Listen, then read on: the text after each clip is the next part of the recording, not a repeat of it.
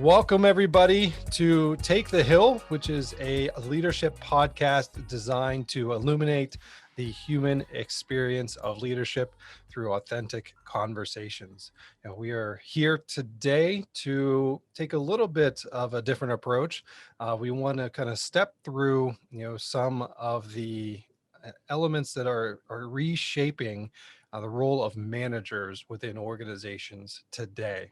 So we're looking forward to kind of provide you some high-level insights, to kind of get you thinking about this topic. So welcome back, Dennis and Angelo. How you doing, Patrick? I am well. How about you, Angelo? Feeling good, feeling happy. Glad to be here. Fantastic.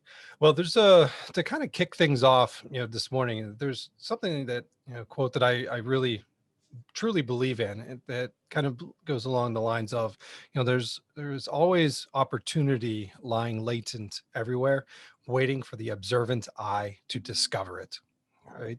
And as we think about how COVID-19 has begun to reshape the landscape of all of our industries, the fundamental principles of management themselves have not changed, but the opportunity to change how we operationalize our core responsibility as managers have and will continue to evolve for the foreseeable future. Right. And, as we look at kind of, stepping forward and stepping into whatever may become the new normal, managers are going to remain a critical variable for success, because their role really does connect the strategic direction as well as the day-to-day operations within our organizations. Going back, to this idea that, that it's important to remember is that, the fundamentals and the core principles of management really have not changed. All right. They do remain steadfast. All right. Thinking about efficiency and effectiveness and leading and HR and motivating, and, all of that stays the same. All right. What does change, though, is the way we operationalize that knowledge. Right. It has to change. Right. Because our markets and our organizations and the world around us is changing. All right. So that continued need, all right, to revisit how you manage and how, systemic leadership is developed within your teams and organizations is really where we are heading today. All right. And most importantly is that idea of not taking the stress home with you. All right. Our workplaces and our home lives are becoming blended so much these days. And we'll talk about some of that here today. So let's get rolling. Dennis. Yeah, as we look at some of the core management concepts, one of the first ones we're going to look at, um, again, is stepping across the horizon. And, as Patrick said, the landscape of our industry is definitely changing, and we must turn our attention to the horizon and begin to interrogate the reality of what's really going on. We can't hide our heads in the sand and not face the realities that are out there. And now's the time to leverage our organizational strengths and begin to define the new normal. What is the new normal? I'm not sure we know, but we just can't keep saying we don't know. We have to come up with some idea of what we believe the new normal is going to be before it defines who you are. Managers need to create an environment that allows for innovation and holistic thinking while being able to prioritize and execute new ideas. So, um, again, that are within the reach of a team or an organization. So, it's actually coming up with new strategies, becoming uh, active in creating new plans and looking to the future and facing the reality that it's not going to be the same. And I think that's a hard step for many managers to just say, well, that takes me out of my uncomfort zone. I'm not sure that I want to do that. You know, you don't have a choice right now. You have to step across that horizon and begin to accept that reality and start looking at what needs to be changed, how you're going to change it, how you're going to do it. As Patrick said earlier, it doesn't change the core principles of management, but how we go about, uh, you know, executing those principles. becomes new. And if you don't step across that horizon and begin to look at the reality, chances are you're going to get passed by, and you're going to face a lot of issues that and bigger problems later down the road. So I'm just going to open it up to the other guys. And so, what's your take? Yeah, I would ask Angelo because I think, this before we began our conversation this morning, we were talking about just an element of the podcast itself. And, I think a few of us expressed, not discomfort, but uncertainty in terms of our own skill set or, not necessarily knowing what might be the next best step. How do you get comfortable about talking about uncertainty or a deficiency in a skill set, Angelo? Like, how do you, from your perspective, how do you get good at that with colleagues or your team members? I think that for me personally, and this will be a theme for me as it's been in the past. Like when I'm asked things, I just try to relate to what I've experienced personally. And so, for me, I think it comes down to just understanding what you want to accomplish professionally and in this year or whatever endeavor you're looking at.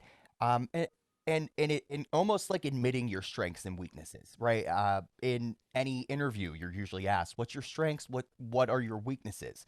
And that always is such a challenging question to answer in an interview. So it's obviously challenging to confront yourself and say, hey, where are my areas of opportunity? But I think until you can do that and actually say to yourself, hey, I need to improve in this area, you can't really ask for a collective effort until you get there first. So that's usually where I start is for me to recognize it and say it out loud. Yeah, and that's kind of the idea. And I think that's where we want to go in terms of thinking about what managers really need to do right now is cultivating that trust within their team and that environment to realize that, hey, you know what, we're all still following the same vision as a team or an organization of where we are going. But you know what? Because of the dynamic nature of our environment, the dynamic nature of our organization right now, just in response of what's happening, things are going to be a little bit more complex or fluid. And the ability to, be able to say, hey, here's what I'm good at. I know, I may make a mistake here or there, or I'm not really, strong at something else. It's identifying that collective strengths and weaknesses and being able to collectively say, hey, what, we're all still marching in the same direction, but we're going to have to be able to be a little bit more cohesive and work together more collectively so that we can keep moving forward without that fear. Yeah, And you guys brought up a great point, and as I've taught in many of my courses, one of the things that where I think a lot of managers make mistakes is that they look at the weaknesses too long. I mean, or too Mhm. much. They have a tendency not to leverage or organize around their strengths. I found managers always like, well, you don't do this right, you don't do that right, and uh, they really hone in on the weaknesses instead of working at their strengths. Sometimes your weakness is always going to be your weakness. Sometimes you're not going to be able to take a weakness and make it stronger. But you can take your strengths and you can use them to your advantage. So my advice to any manager would be, don't always look at all the weaknesses of your people or of your organization, but try to identify all the strengths and just use them to your benefit. I think that's it's a better way to go. And I forget that book. We read it in our doctoral program, Patrick. The what was it? Or Was wait, it maybe it Strength was, Finders? yeah, Strength Finder. Hmm. That was a pretty good book. So find your strengths and make them stronger, and try to hone in on that more so. Yeah. And the last thing I want to touch upon here before we move on to kind of our next focus area is this idea of prioritization and execution. Again, like I said, in the process of really increasing the amount of teamwork and communication that happens within your organization, you're also going to have a correlating increase in the amount of ideas, participation, and a lot more activity. Right. So it's really incumbent upon you as the manager to be able to prioritize and execute efficiently. All right. So again, you don't want to get into a position where you have too many ideas running at one individual time, or you start to deviate away from a primary objective just because something looks easy to do. All right. So if anything, because at the end of the day, falling back on this idea, you really do need to ensure that you're doing that effectively. Right. So let's talk about moving on into the resulting changes that are going to occur as a result of what's happening across your organizations and your teams. You know, managers are really ideally positioned uh, for good and bad between the strategic and operational components of the organization. All right. So if you look at the responsibility of your core group of managers, right, they are engaged with the executive leadership and they are in tune as to the strategic direction of the organization, right? Because they need to know where the company and the team is going, right? But at the same time, they are also directly involved in the day-to-day operations as well. So this idea that you as an individual, right, as a manager, needs to be able to navigate two markedly different types of environments that require different skill sets, different ways of communicating, is something that you need to step up to do more effectively, right? Because you as a manager are going to be responsible for that continuity of operations. So the question here is, how can you get comfortable as a manager, all right, or how can you stay sharp, trying to navigate these two different perspectives, all right? Because again, you got to be in the day to day, but then you also have to be in that larger perspective of where is this team or the organization going. Dennis. Wow. I think it goes back to what we were saying before. Again, you you have to be mindful of the fact that you have to be connected to both the strategic day-to-day operations and the overall view and the organizational culture of it itself on a regular basis, because again, it's changing. Just as each day it's changing. Just think about the last 6 months. Every day it's changing, and if you don't stay up with that and you don't allow yourself to be thinking about it, again, you're gonna lose out. But I think, I mean, it's not. There's no easy answer to this question, except for, excuse me, um, you got to constantly be planning. I think that, and again, it goes back to what you were saying earlier about communication. That communication's got to be there with people above you, people below you. You got to constantly be evolving along with the organization's culture. You got to keep evolving with the outside variables. What I mean by outside variables, what's going on in our politics, what's going on in our industries, in the world, the changes that are happening. You got to stay open to that. You got to keep got to keep it right in front of you. You got to be working at it and evolving at all times, both day-to-day operations and strategic operation. Um, And Angela, from your perspective too, because again, like you said, I think you in your day-to-day role, you're navigating some similar environments, right? Because again, you need to obviously see, the totality of the direction your students are moving through, but at the same time, you have the immediate needs that kind of fall on your desk. How do you keep yourself centered in kind of those two worlds? As the three of us were talking before taping, I was saying that I had this isn't necessarily my area of expertise, right? And you guys were like, sometimes the answers are like simple, right? And Mhm. don't overcomplicate it. So, taking that advice in the moment, my impression is just don't overthink or overcomplicate. Stick to the roots of what works sometimes, right? Like, first of all, you got to listen. You got to sometimes not talking. You got to listen, because especially if you're straddling two different worlds or constituents, you have to listen because you're going to be hearing different things. The other is to communicate. And I almost think of like that telephone line effect. Like, I remember in elementary school, somebody was told something at the beginning of the class, and by the time it got to the end, it was something different. You can't have that in business. If you listen, if you communicate, then at least everybody's on the same page. They're all starting at the same point, and everybody has an equitable shot to make it to the finish line.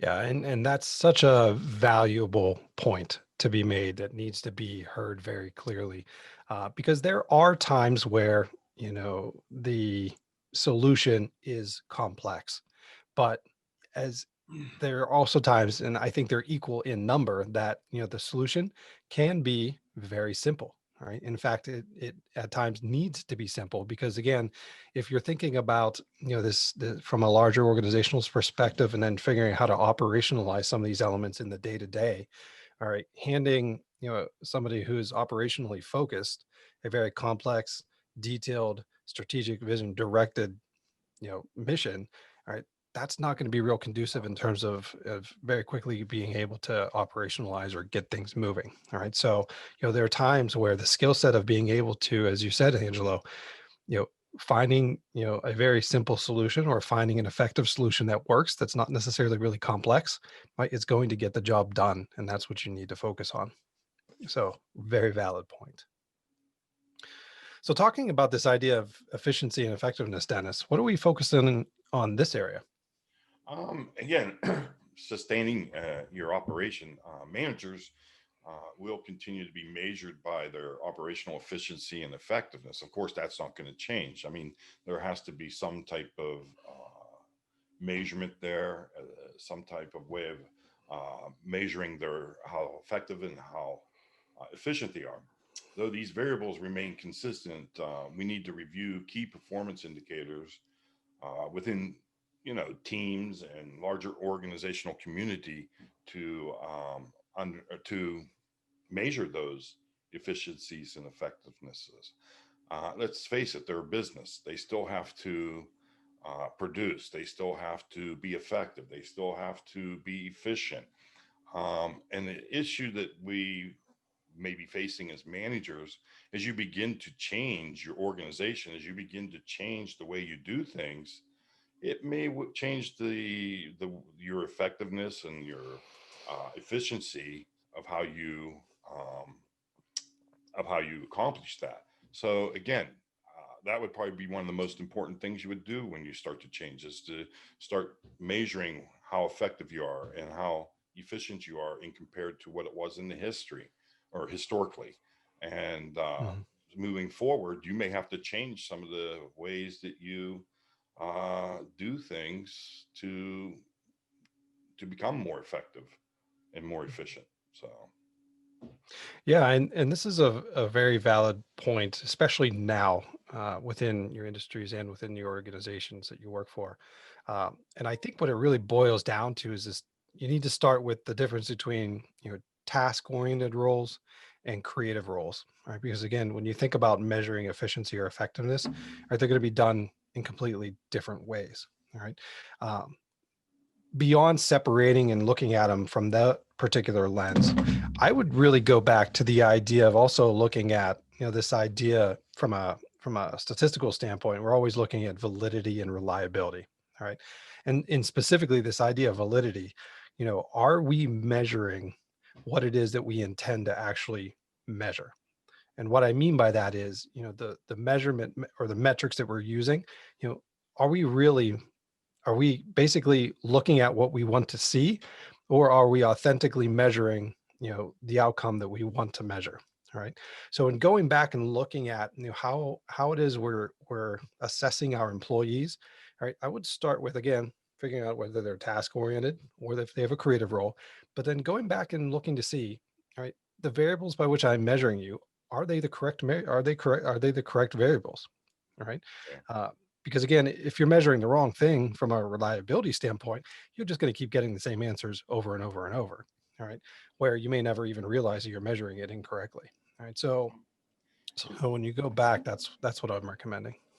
Yeah, and sustainability is a very complex, I mean, um, Hmm.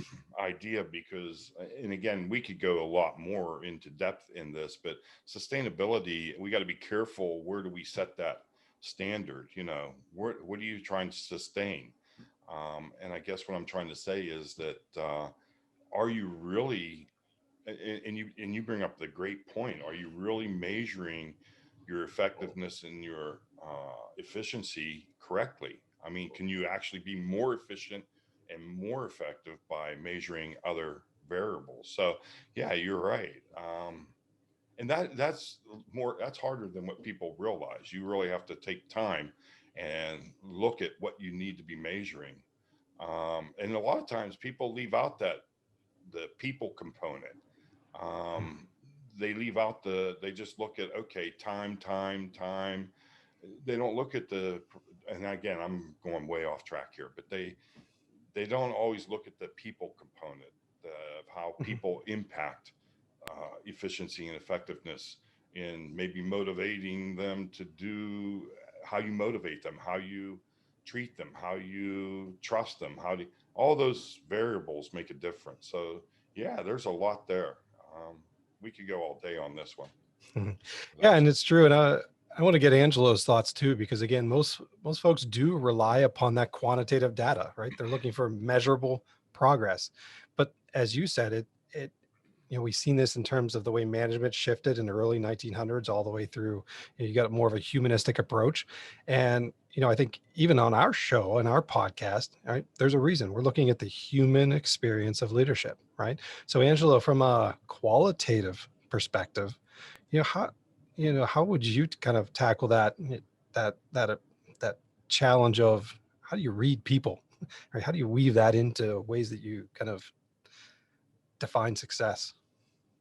Well, as you guys were talking about measuring and variables and effectiveness, one of the things that I thought of immediately was just to continue doing things like that. I feel like in 2020 with COVID and everybody just running around trying to keep the ship above water, that we kind of fell away from professional development, that we fell away from um, helping people overcome areas of opportunity. And actually, in December of 2020, I was sent from my supervisor a self evaluation that I had to do. And at first, I was like, wow, like I'm not ready for this. And I felt like I accomplished nothing in 2020. But when I had to sit down and put pen to paper and start to like point out what I accomplished in 2020, I actually realized I did a lot and that the department I work for did a lot. And it really gave me a lot of energy and optimism going into a new year with still a lot of challenges ahead of us. So my feedback here is just to continue doing these things, right? I think that will motivate. It motivated me. And I was glad to see that the place I work at wanted to help me evolve still, even in challenging times. Fantastic. So let's talk a little bit about team dynamics. We're kind of getting into the heart of our last kind of two big touch points here, and both invariably we could spend hours talking about. But this idea that the complexity of team dynamics is going to continue to be illuminated in the coming years. In addition to kind of the changing landscapes within our industries and organizational cultures, employees really are carrying the weight and burden of what's happening not only within the organizations but across their daily lives, right? And even though in the past, there's research on both sides in terms of separating kind of work and life balance, but they really do blend together, right? Because at the end of the day, we're all human beings, right? We may advertise as an organization to hire a social media coordinator or a production assistant or an accountant, right? Yeah, they're here because of those skill sets, but when they walk through the front door, they're also a human being, right? And they're bringing that collection of their human qualities with them. So the challenge is, that collective impact will surface within your teams, right? You might not know how or when it does, but the impact and the net result is going to impact, the employee that you have and that you're working with in the day to day. So Dennis, how do we become kind of more aware or cognizant of the changes of personality or changes in motivation or that we're seeing, especially because they can be sometimes really hard to see. Well, first of all, you have to get rid of that mentality of us and them. And I've worked in environments that have been the us and them management versus, the rank and file.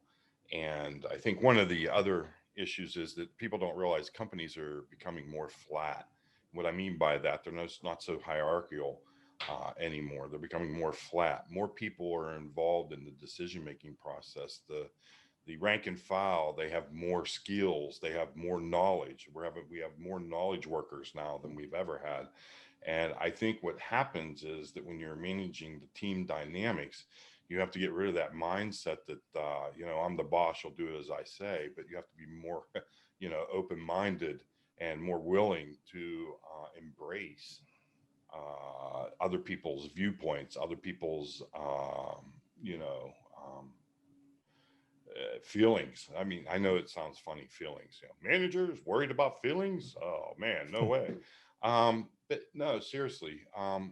If we start looking at how to motivate people, and I teach a whole course on how to motivate on motivation, and I got to tell you, it's not as easy as you think to motivate people in a positive way. You can motivate people in a negative way by through fear and through other ways, but we go back to that effectiveness and efficiency. Are you really being efficient and effective?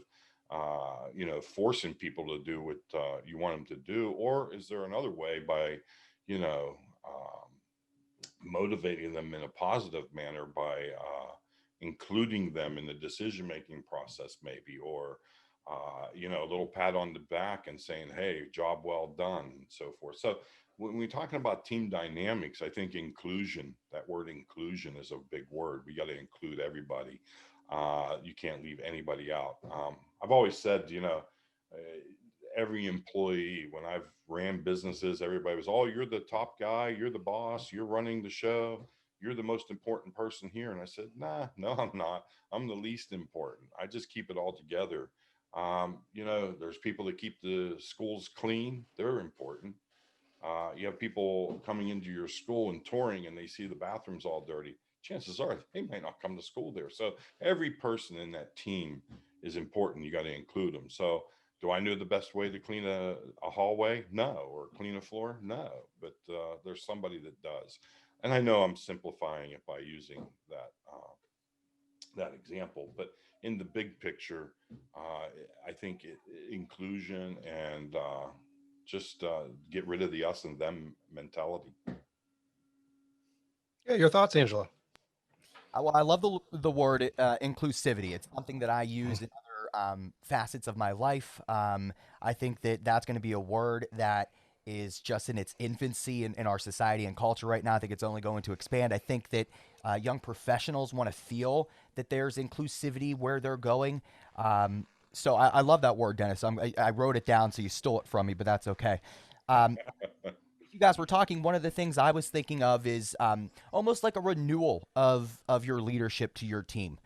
People renew their vows, right, for whatever reasons, and um, I think that there could be value, especially after the turmoil some industries and companies felt like maybe it's time to just reassure your team, your people, that you're here and you're still evolving, and renew your leadership to them by just saying it. Get back to ground zero, instead of just assuming that your team is still trusting in you because things are different now. So I think that renewal is also important. But again, to the inclusivity part, it's almost like what we're talking about in politics now. Like, we want to see the people represented throughout our government, right? Not just all the same kind of people. I think it's important to have your teams reflect the diversity that exists as well. Yeah, I love the inclusivity element. I mean, that is so incredibly true, as well as the idea of the renewal of kind of your leadership role and commitment to the team. That's excellent, and I think that's a really wonderful, visible exercise that could go a very long way for a lot of teams and organizations right now. So, so moving into kind of our last core area, which is also really big, Dennis. Yeah, employee. I just need to add something to that last Yeah, section sure. or session, the part that we were talking about in team dynamics, and Angelo said that one word, trust. And I don't think that in business people realize how important that word is. And I've in my class done simulations of different things, but we talk about trust, and I always ask them, "Do you trust me?" And they'll say, "Well, yeah, you're the professor." And I said, "Well, why do you know me?" They're like, "Well, no." And I'm thinking, okay, how do you trust somebody? I think about the people I trust the most. I trust Patrick, I trust Angelo. How did I learn to trust you guys? It's through building a relationship. And I think that that's the part that's missing. People think, oh, you just trust them because they're the boss, or you trust them because they're, look, that only comes through building a relationship. So again, I go back to that team dynamic of where individuals need to start, managers need to start building relationships with their employees. Now, I'm not talking about, hey, come on over to my house, have a burger. Just, I'm saying, get to know them, get to know who they are, get to know what makes them tick, and you'll be surprised how that trust level will build. And be honest with them, and be transparent. Transparency is important. So sorry to go on a little bit more about that, but employee wellness and balance, again, that's a huge thing nowadays. I mean, my goodness, with the pandemic the way it's been, a lot of people working at home now, uh, they don't know when to punch that time clock. It becomes 24/7. Stresses levels go up. You still have to keep that balance, that blend of having a home life and having a work life. And again, I guess you could look at it from a negative perspective too, that you're at home working, maybe you're not working as much as you should and you're relaxing too much. I don't know. But there has to be a balance between the two. And it's become more evident that, and I've heard more companies saying that, hey, this is working out for us. We're actually more effective, more efficient with our people working at home. So I think it's going to become the norm, where people aren't going to have the brick and mortar and having their employees come in. They're going to work from home, use technology. And that does create an issue. I remember when I first became an executive, and I know it'd be hard to believe that some people would think that I could have been an executive, but it was back in the days when they had BlackBerry. And those of you who don't know what a BlackBerry is, Google it. But anyhow, I was handed a BlackBerry, and I'm like, the first time in my life, I was connected to my work for 24/7. And they expected me to answer anytime there was a call, email, text, whatever. And I had to finally say no. There's a time I shut down. There's a time that I have to make for myself, because again, them stress levels go up, the anxiety, the emotions, the health issues come into play. You wear yourself thin. You actually, I mean, just a lot of bad things can happen if you don't detach yourself and take the time to keep yourself well. I always told my employees, if you're interviewing somebody and all they do is work, work, work, and there's no play, chances are they're not going to be as good of employees as you think. They're going to burn out. They're I mean, there's lots of negative things that can happen from that. So again, employee wellness and balance, I think, is a key thing for many organizations. And unfortunately, a lot of organizations don't look at that. They just want, produce, produce, produce. You're at home. You don't have to drive to work. You don't have to do this. You have more time to produce. And you still have family. You still have to maintain your health, and your mental health and your physical health, because it will impact both. Stress and anxiety impacts both. So again, I think it's the manager's job and the organization's job to make sure that that balance is there. Angela. I think that people in supervisory roles need to ask themselves often if they want to be a manager or a leader. And I don't think it's always exclusive, but I think sometimes you have to ask that question in the topic of wellness and balance with your team. Because in my opinion, a manager, when your employee clocks out, when you clock out, you don't care about them anymore. Now, again, oversimplifying, right? But a leader, in my opinion, never clocks out, and their people should be clocking out, right? But they should still be checking on their people even when they're not supposed to be. Like, my example is this. Right now, we're working in a virtual world. I get so many emails. To get a text message or a phone call from my boss or something, and I have, is great, because it's different than the normal channel. It's just showing that they're checking in on me without work related things. I think it's important just to show that, to create some sort of separation, right out the gate, and again, make that choice. Do you want to be a manager or a leader with your team? Yeah, and that's a really good point, because again, like you said, when you come back to that as fundamentals of management, it's, like you said, you're always going to be measured on efficiency and effectiveness. And sometimes, like you said, the human element kind of gets put aside a little bit sometimes, right? And it could be forgotten sometimes too easily, I believe. And, that critical decision of, manager versus a leader. And like you said, it's not just about getting your work done, but it's how are you doing today, Angelo? You know, hey, I know last week was a little bit tough, Dennis. Let's, what can I do to help you out this week, right? And it's not that we have not, I think, in the past kind of forgot about stress and anxiety and emotions in our managerial roles. I think what's happening is just as a society, if you think about each of those buckets that need to be kind of filled and taken care of, like we're just at our capacity. We're kind of tired. Things are just constantly changing, and we're not used to that. All right. So, the manifestation of the challenges is showing and showing up as stress and anxiety and emotions and our health issues are really becoming more and more visible. So they've been in there in the past, but it hasn't been to the point where things have been so stressed that these are just becoming super illuminated and amplified. So the idea that this is here, and it's something we always talk about. I think whether we're working with organizations or in the classroom, you have to look at each of your employees holistically, right? It's just not about their performance or why they're there in their particular skill set. But as Dennis said, and Angelo said, it's the whole person. All right. I want to know that you're good at what you do, but I also want to know, what are you doing to relax and disconnect? Like, show me your other hobbies, because having you do that is equally valuable to me as within our team organization as it is the skill set you're bringing in. And one last thing as well on that, to talk about the dynamic of teams, like we've been discussing, everybody's different on their work ethic as well.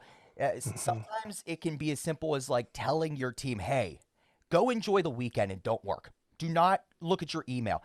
I'm somebody that if I'm not told that, guess what I'm doing over the weekend? If I get an email, I'm answering it.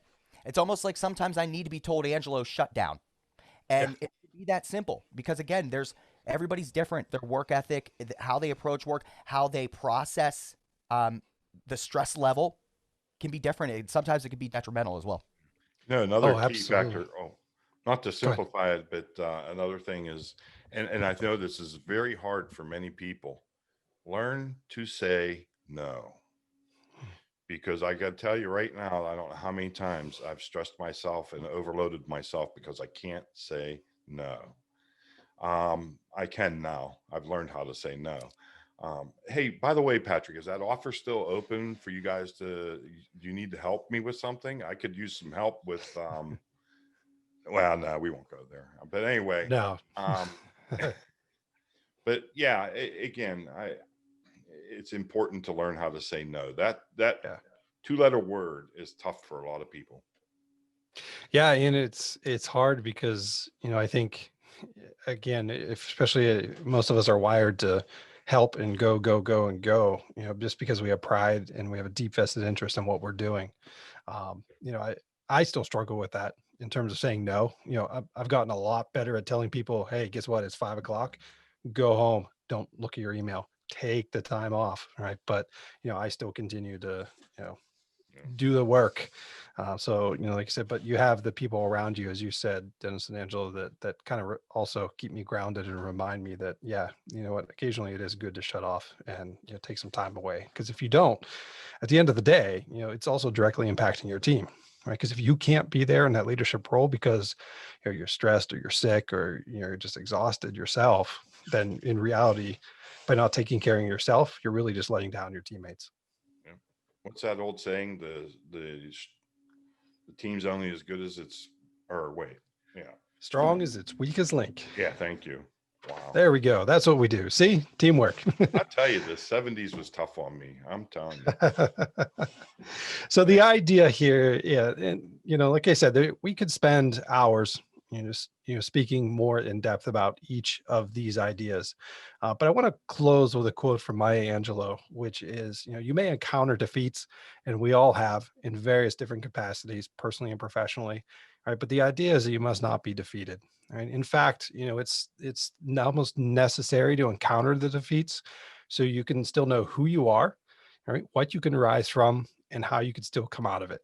right? And that's incredibly important as I look at our teams, our organizations, and I even look at individuals from a personal standpoint, all right? Because I think the challenges, all right, that we encounter kind of sharpen and refine our skill sets, and they sharpen our determination, and they also provide, as we said in the beginning, all right, it almost amplifies that latent opportunities that are sitting there. All right. And we become more observant to those. All right. So, especially now, as organizations and industries are collectively kind of challenging, the teams that I'm working with and the companies we're working with, I'm really pushing them to say, guess what? Right. Everybody's kind of down right now. Right. Look at what you could do to innovate within your wheelhouse. Right. What are the things you do really well? Right. And let's see how we can come out of this even more stronger than we have in the past. Right. And that's incredibly important to do. So, from all of us, I think here at Purposeful Leadership and Take the Hill, we hope you enjoy this high level look at managing virtually and managing into the future. At any point in time, feel free to reach out to us. Like I said, we do a lot of work with individuals, teams, and organizations, and we can certainly take a deeper dive into either and any one of these areas, as well as customize a program for you. So, thank you, Dennis. Thank you, Angela.